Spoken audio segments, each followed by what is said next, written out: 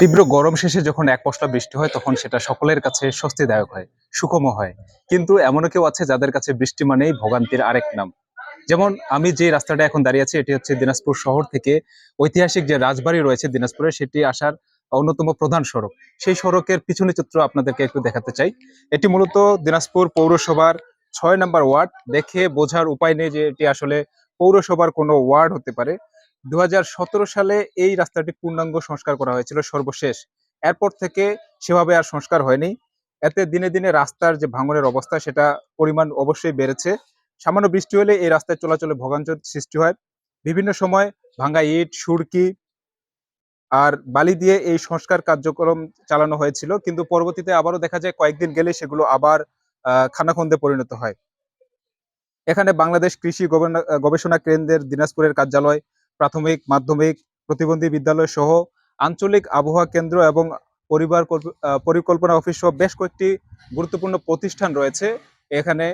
কিন্তু এই এই রাস্তা দিয়ে যাতায়াতের সময় তাদের যে অবস্থা হয় একেবারে তারা বলার বাহিরে, তাদের যে করুণ অবস্থা হয়। আমরা আপনাদেরকে দেখানোর চেষ্টা করছি। আসলে বিভিন্ন ধরনের যানবাহন কিন্তু এই সড়ক দিয়ে প্রতিদিন চলাচল করে, কিন্তু পানি সামান্য বৃষ্টি হলে সে যে জলাবদ্ধতার সৃষ্টি হয় বা ভাঙনের সৃষ্টি হয় সেটা বলার বাহিরে। আমরা কয়েকজন স্থানীয়র সাথে কথা বলেছি, তারা বলছে যে টাকা পয়সা দিয়েও কিন্তু এইদিকে কোনো ধরনের যানবাহন ভাড়ায় আসতে চান না। পরবর্তীতে যেটা হয় তাদেরকে বাড়তি ভাড়া দিয়ে তাদেরকে এইদিকে বা তাদের যে বাসায় বাড়িতে আসতে হয়। অনেক সময় টাকা দিয়েও কোনো কেউ আসতে চান না, যারা চালকরা যানবাহন রয়েছে বলছেন যে তাদের যানবাহনের ক্ষতি হয়, এই কারণে তারা ভাড়ায় আসতে চান না। পৌরসভার যারা দায়িত্বে রয়েছেন তারাও কিন্তু আহ, এখানে খুব কম নজরদারি রেখেছিলেন। গেল কয়েক বছর ধরে 2024 সালে একনেক প্রকল্পে একটা বাস্তবায়নের সুযোগ ছিল, যে তারা প্রস্তাবনা দিয়েছিল এই রাস্তাটি সংস্কারের জন্য, যদিও বা তা বেশি দূর আর গড়ায় নেই।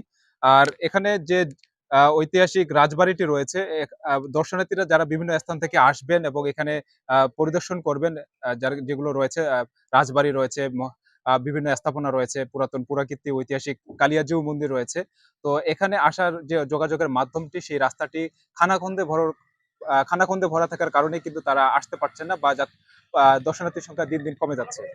স্থানীয়দের যে অভিযোগ রয়েছে এতে দ্রুত সংস্কারের নামে বারবার চেষ্টা করা হলেও কিন্তু শেষ পর্যন্ত এটি সংস্কার হয় না। কাগজে কলমে না থেকে এর থেকে বেরিয়ে আসে রাস্তাটি যেন দ্রুত সংস্কার হয়, সেটি তাদের চাওয়া পাওয়া। এ ছিল দিনাজপুরের রাজবাড়ির প্রধান সড়কটি থেকে আমার কাছে সর্বশেষ তথ্য।